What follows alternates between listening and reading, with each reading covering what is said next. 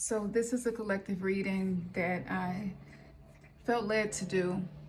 Haven't been doing a lot of readings lately for the collective, but I've been feeling called to do so. So we're gonna pull cards and see what comes up. No matter when you find this video, this message is timeless. And if it's not resonating with you, that's okay. If it's resonating with you, I would love to hear from you.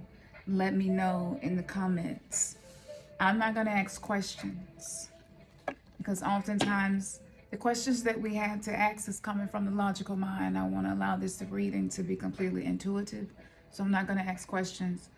I'm going to ask that we be guided from the highest frequency of love to whatever is needed right now.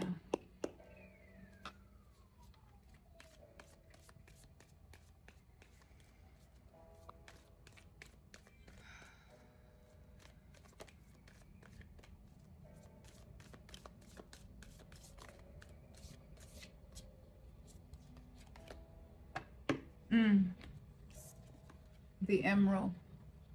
This represents compassion. A lot of us are learning that we have been given more compassion to other people than we give to ourselves. The funny thing about this is when you give compassion to other people more than to yourself, you oftentimes end up feeling resentful because no one is ever going to be able to give you more compassion than your capacity to give yourself.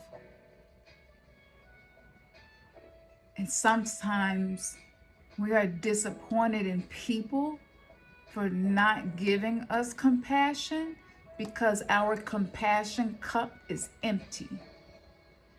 But if you fill your compassion cup in any situation where someone may not be compassionate to you, it's not going to hurt as much. It's not going to bother you as much. The emerald is the heart chakra. And so the collective right now is really being guided to move into the heart space. It sounds so simple. Move into the heart space. And you've probably heard this before, but the longest distance in this world is from the head to the heart, because we have been conditioned to be disconnected from our heart. Start asking your heart, what do you need?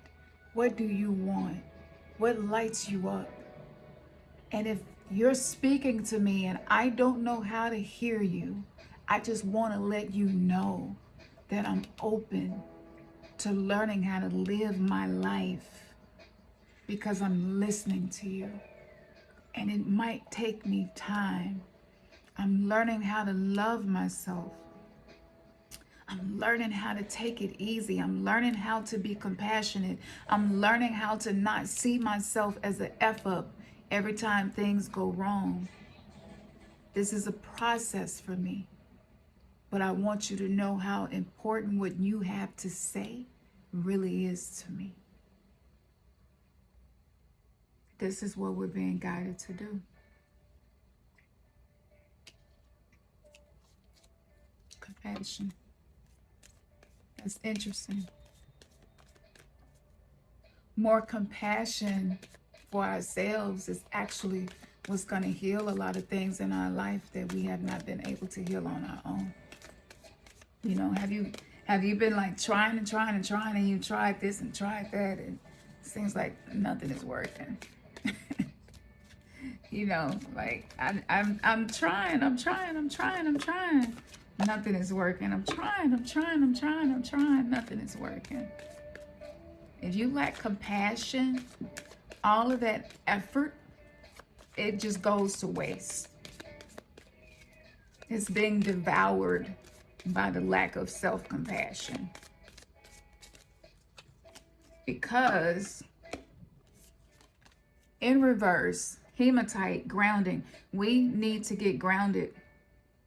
We need to get grounded, okay? You're going to go through cycles in this journey. The moonstone represents cycles, okay? And so you're in a cycle where in order for you to have more compassion and heal your heart, you need to be grounded. It's not the upper chakras and a lot of the other things that we would like to experience for those of us who are drawn to spirituality. It's the lower chakras need to be balanced. They need to be grounded. What can you do to ground yourself? Some of the things that you can do, of course, is working with crystals to ground yourself. For me, amethyst is what works best for me, because amethyst helps to ease the anxiety that I often feel as an empath who's always swimming through the collective and experiencing everybody's pain and aware of what people are suffering and going through. So working with crystals helps me a lot. That can help you be grounded. Your breath can ground you, coming back to the body, being able to take slow, deep breaths, ground you, bring you present, bring you into the body, bring you into your temple. Yoga, this is union with the body, oneness with the body, can help to ground you. But I'm being intuitively told that some of y'all just need to avoid talking to some people. You know, you're having conversations with people who probably aren't grounded either. So you're not going to feel grounded. Especially if you're an empath, you're going to absorb what they're feeling. And so if they're upset and they're trauma dumping every time you talk to them, then maybe that's somebody that it would benefit you to allow yourself to go through a cycle of not having so many conversations with them, so that you can stay in your own energy and hear your heart speak. That's beautiful. That's beautiful. So on a subconscious level,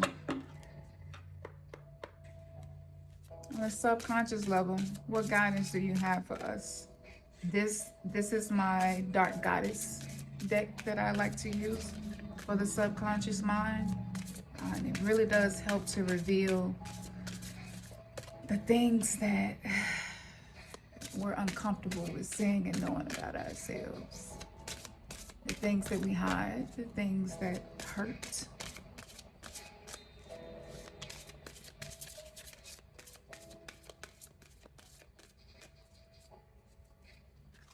I wanted to skip you, but it's so you. In reverse. Okay, Sheila McGee. Now, it's an interesting story about this particular dark goddess.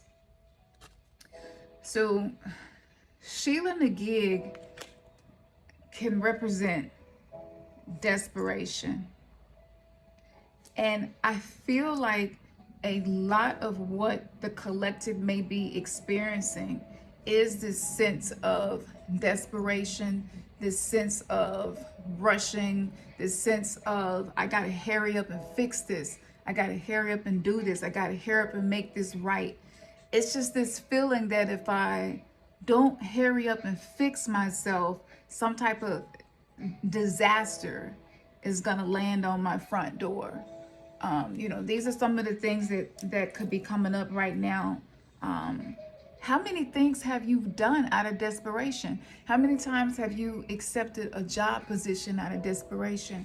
How many times have you gotten in a relationship with somebody out of desperation? How many times have you said yes when every fiber of your being was saying no, but you did it out of desperation?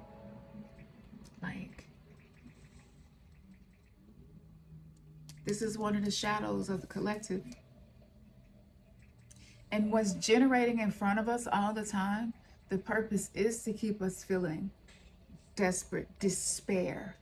You know, the archonic entities spoken about in Gnostic text are parasites that feed on the energetic output of despair, pain, and suffering. And this is what allows the 3D matrix prison planet simulation to continue to do what it's doing. If we stop feeding the system will crash. Now, I'm going to read about Sheila Nagig. I did do an entire metaphysical occult decoding on Sheila Nagig. Sheila Nagig is also an divine feminine energy that was used by the church to repel negative energy and also attract new people into the congregation, into that belief system. So this is really interesting, this energy, but this can mean that you're worrying more than you really need to, because worrying leads to despair. Desperation doesn't care. Value all the good within. Love embrace will always win. By the power of the dark goddess in me, protection in place, blessed be. So maybe you've been worrying, maybe you feel like certain goals that you wanted to have reached, you haven't reached, and you're getting concerned, and you're feeling like time is passing you by, and it seems like life is passing you by, and it might seem like that there are areas of your life that are going well, but there are areas of your life that need attention, and maybe you don't feel like you have the strength or the energy or the courage to do what needs to be done for those parts of your life. Maybe you feel desperate to be loved by someone, to be treated well by someone.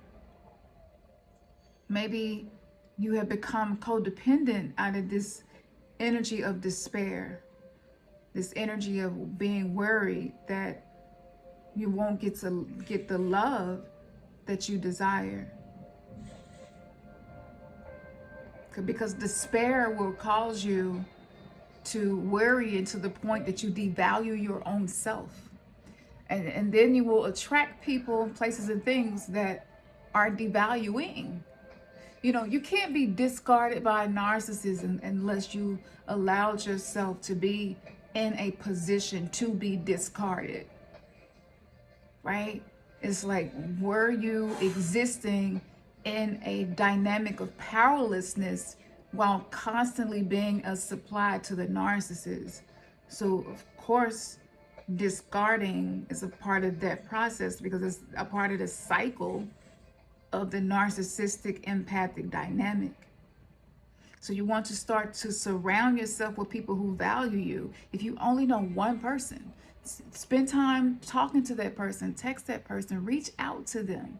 I know that can be so hard for us because we're trying to regulate our nervous system. We're trying to heal. We're learning so much. You're becoming more aware of your shadow self every day. It's a lot. And it can be hard sometimes just to reach out, but reach out to somebody that you feel like values who you are. Remind yourself that everything is working out for you and that you can trust the process. It's okay for you to put yourself first.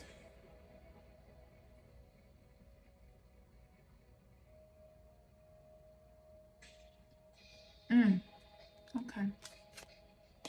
Thank you for that.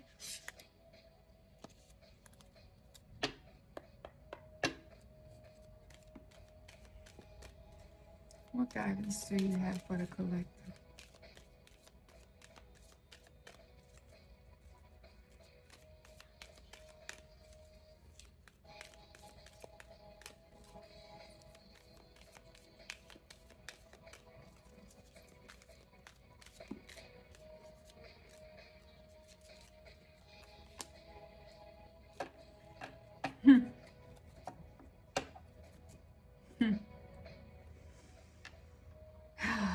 I pulled the Two of Cups and I pulled it just like this.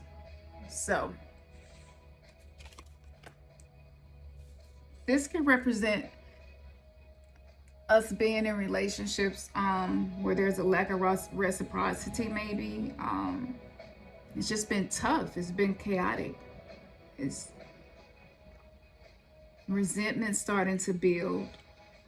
Tension in the relationship, just feeling unbalanced,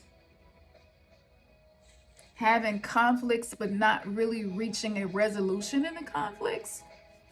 The purpose in conflicts is resolution. Did you know that? That's the purpose in conflict. Nobody taught us. I didn't know. That's the true purpose of conflict. And if you're having conflict but you're not having resolutions, that's an imbalanced relationship. But you want to be in a place of mutual reciprocity. You want to be in a place of experiencing the energy of cooperation, teamwork, working together. And a lot of us not experiencing that right now, because this world of duality, where things are, black or white, this world of polarity where both of us can't be right. It's either me or you. Both of us can't be right. That is the energy of the old earth. That's the energy of being in conflict. And oftentimes the reason we're in relationships where conflict is showing up is because there's unresolved conflict inside of us, between us and our inner child. And when you don't have resolutions between you and your inner child, the inner child is the inner magician. The inner child is the energy inside of us that is providing the fuel. It's like the motor to the ego. And the shadow self shows up to protect the inner child, to make sure that the system of the ego is in place. But you're going through activations, and these activations are exposing areas of relationships that are not in balance, and we cannot ignore it anymore. It's a sacred contract. It's a sacred contract for us to face these things. And so if it's happening for you, it's not happening to disempower you. It's not happening to destroy you. It does not mean that you are enemies with whoever is on the other side of this. It's a sacred contract that you entered into. Even if it's karmic, it's still a sacred contract. It's a lesson for you to learn. And once you learn that lesson, if it is a karmic relationship, it's going to be released. It's just going to be dispelled. It may slowly dissolve. It may be a quick, this just needs to end. We're meant to build relationships from the heart space. The Two of Cups is the heart chakra. So this is more heart chakra energy. We started off with heart chakra energy. We have heart chakra energy again. If you find yourself needing to get defensive in your relationship, if you find yourself being afraid to speak up and defend yourself, either way the pendulum is swinging, you're being called to bring things into balance. And that can be scary for us, especially for those of us who were conditioned to feel that any form of rebellion or speaking up or communicating something that may not be well received, and we push it down and hold it in, but that's making us sick. And this causing us to have autoimmune issues. For us women, it's causing us to have issues with our reproductive health that's leading to breast cancer. Breast is the way that we nurture life. And maybe life is not being nurtured. So you're operating out of balance. You're operating out of order. You're existing in a war, but you're trying to create peace. It's taking too much energy to do that. We're not going to be allowed to do that anymore. We're not going to be allowed to do things that's hurting us anymore. This is the new earth. The new earth means that there are initiations that are taking place in our individual lives that's gonna allow us to see through the lies so that we can create an earth that's based in truth. And that's messy. Healing is messy. But it's sacred. It's no less sacred. And the sooner we can hold space for this in our mind, the sooner we can say, look, this is sacred. It might not feel like it. I might not know what to do with this situation, but it's sacred. It's sacred. Trust the process. Learn your attachment style, your love attachment style. Know that, okay? We want to be more self-aware of the way we develop love attachments so that we can avoid creating trauma bonds or sustaining and maintaining trauma bonds in the future. You want to learn the ways that you are triggered and how to respond when you're triggered. What do you do when you're triggered? The day of us getting triggered and just doing and saying whatever we feel impulsively in an emotional, dysregulated, immature way, if you desire to be a part of New Earth frequency, that's something that you have to let go of. But how do you respond? What activities will help you with that? What's going to reduce that amount of limbic system activation, sympathetic nervous system, fight or flight energy? What's going to reduce that? What's going to help you to come out of that? Because when you're existing in that, you're operating in that, it's going to be more difficult for you to not be defensive, to not be easily irritated, to not be triggered. This is why I created the course, because I was like, I'm all for the spiritual stuff. But if we don't learn how to work with the mind and work with the body, how can you reclaim the fragments of the soul? You can't. And a lot of us don't have a strong sense of self. Most people who are called to be cycle breakers and paradigm shifters, we grew up in some dynamics that were dysfunctional. And it was by design. It was all by design. All right, I'm going to pull one more card.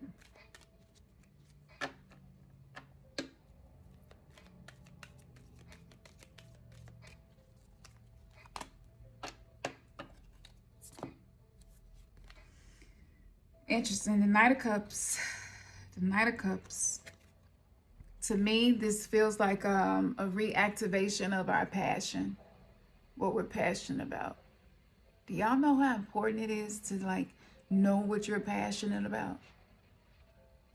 Because without it, we are like the walking dead. You know, we need to be able to be connected with our passion. This can represent our intuition as well. The Knight of Cups represents compassion. Compassion is having a passion to comfort yourself, right? Compassion, comfort, passion. You're passionate about comforting yourself. Compassion, that your intuition is speaking to you and guiding you. What are you passionate about? Some of us are hypersensitive, and this can be a result of trauma, you know, but what do you do with that? What do you do with that? How do you use it? Or do you let it use you? I think so many of the shadow attributes, they get a bad rep and is looked at as something that makes you weak. But when you learn to use it, it turns into a superpower. And maybe we've been out of touch. Maybe we've been discouraged. I think a lot of us get stuck in analysis paralysis, and we overthink things to the point of not being able to make any decisions at all. If that's you, start making a list of the things that you're passionate about. Are you passionate about, clean oceans, animals having a safe place? Maybe you just visit the shelter and give love to the animals that are there. I don't know. What are you passionate about? Are you passionate about writing? Do you spend any time doing that? Do you spend any time doing the things that you're passionate about? Because maybe being hypersensitive is a superpower you're meant to use and channel it into your passion. The Knight of Cups is the zodiac of Libra. It's balance in our relationships as well. And I feel like some of us maybe romanticize and idealize relationships in a way, and now that the illusion has come down and it don't feel as good as you thought it would, right? And a lot of us just want to end it all just because it don't feel good no more. But maybe this is more so about you getting in touch with you, and you learning how to listen to your intuition. You learning how to be your own best friend, to truly love yourself, to be the partner to yourself you always desire, whether you are single, separated, divorced, or just in a relationship and it's complicated, or maybe things are pretty great, but there are some areas that you want to work on. You know, we have romanticized a lot, because what we think about relationships, a lot of us learn through entertainment, through Hollywood, and we see the amount of trauma that was attached to that. Are you willing to let that go?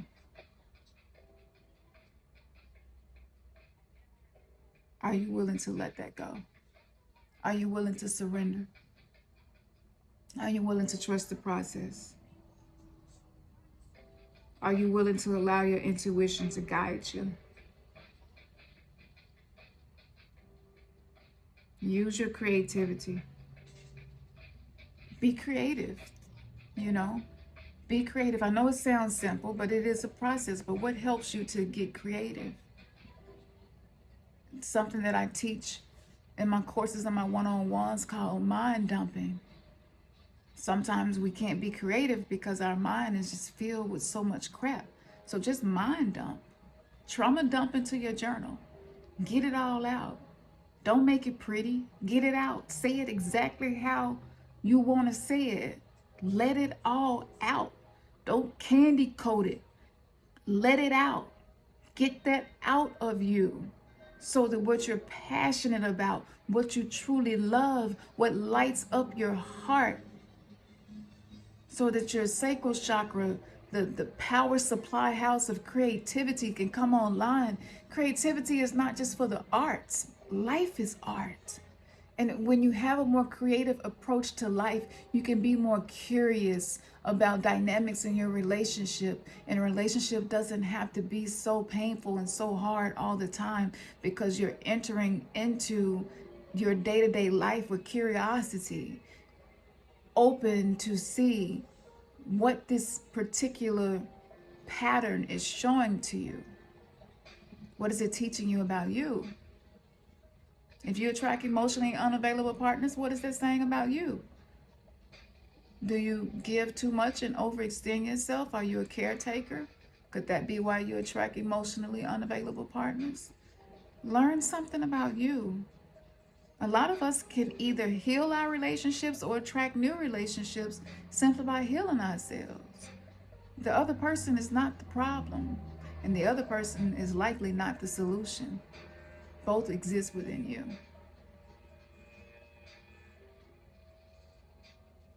Yeah. So I hope that this reading gave clarity and helped whoever it was for. I really appreciate if you all would like, share, and subscribe. This is the new channel that I'm building. And let me know, like, what was your biggest takeaway from this? Because I feel like I'm going to be thinking about some of the things that came up myself in processing this. But I want you to know that you're not alone. You got this. You got this. I know that it seems like you don't sometimes, but you got this. All right. Peace.